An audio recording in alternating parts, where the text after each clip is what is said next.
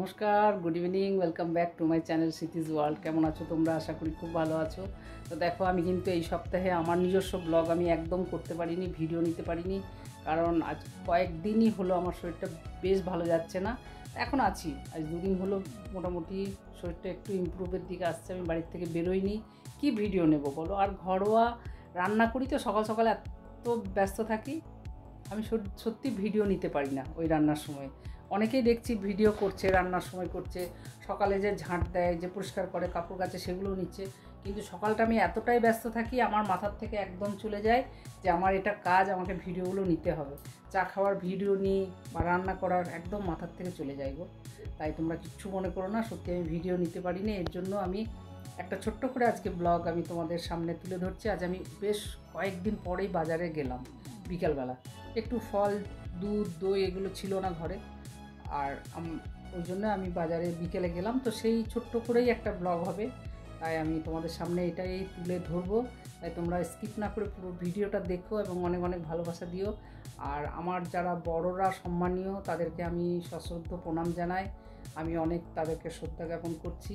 ছোটদের অনেক অনেক ভালোবাসা দিলাম।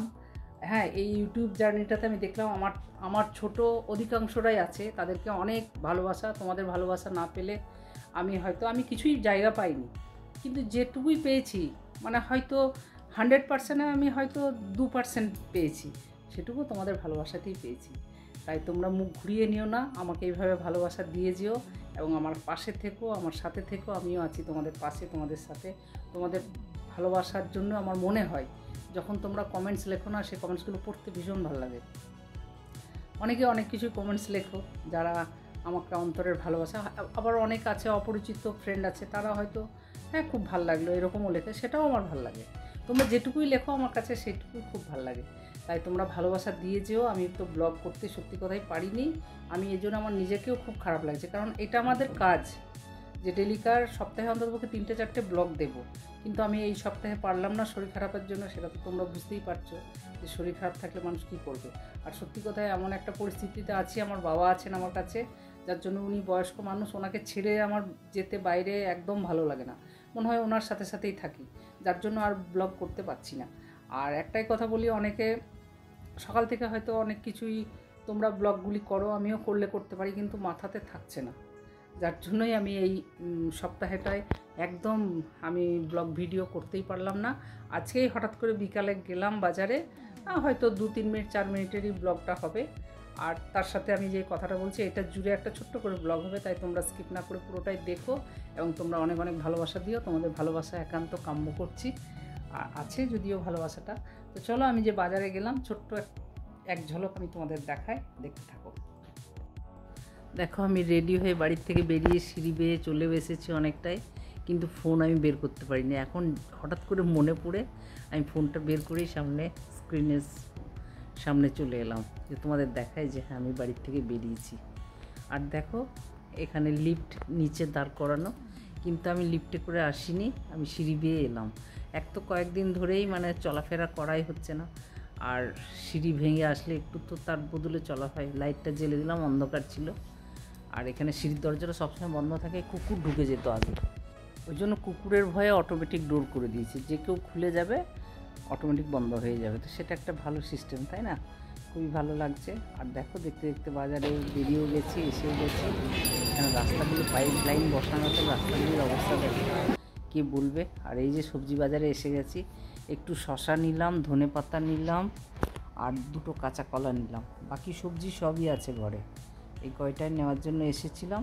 আর নিয়েছি একটু দুধ, দই। দেখো, সেই দোকানেও কিন্তু আমি ফোন বের করতে একদম মাথার থেকে আসছেই না।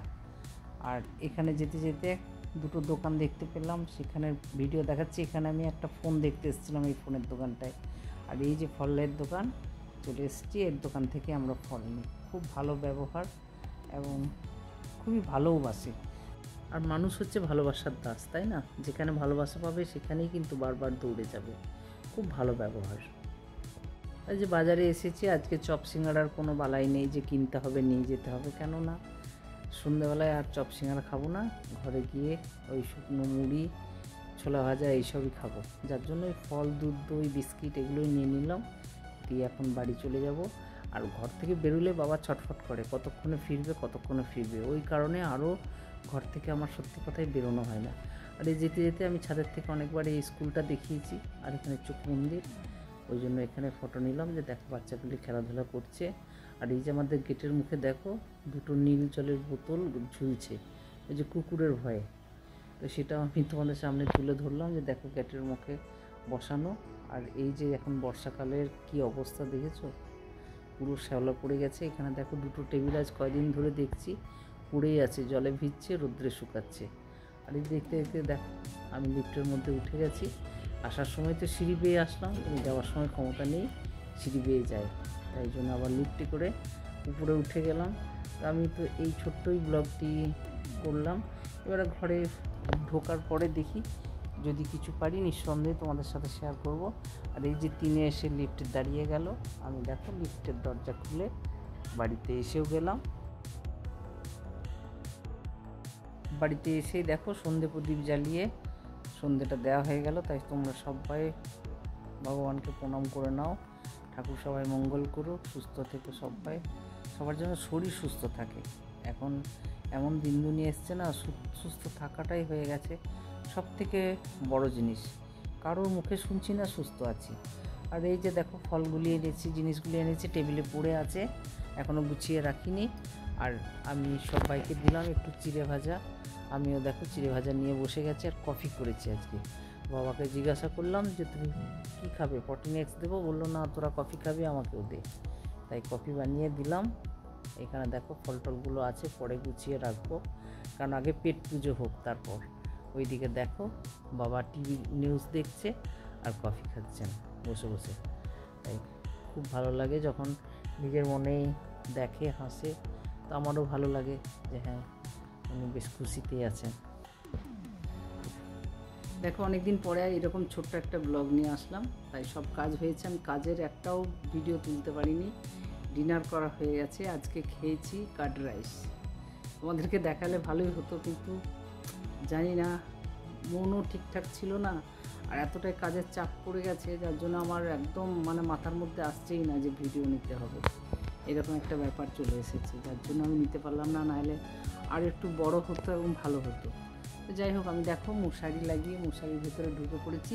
কাল পর্যন্ত মশারি লাগিয়ে শুইনি, কিন্তু এই যে মশাতে কাটার জন্য না বেশ কয়েকটা জায়গাতেই কেটেছে, তার জন্য আজকে মশারি লাগিয়েই শুলাম। হাওয়াও বেশ ভালোই আসছে। তো আজকের মতো আমি এখানেই ব্লগটি রাখছি, তোমাদের শুভকামনা জানিয়ে। আর তোমরাও আমাকে অনেক অনেক ভালোবাসা দিও, লাইক কমেন্টস দেবে, তোমাদের কমেন্টস পড়তেও ভালো লাগে। আমি কমেন্টসের অপেক্ষায় থাকলাম। তাই অনেকটাই রাত্রি হয়ে গেছে, প্রায় 11:30 বাজে। আমি এখন শুয়ে পড়বো, তোমরাও সবাই শুয়ে পড়ো।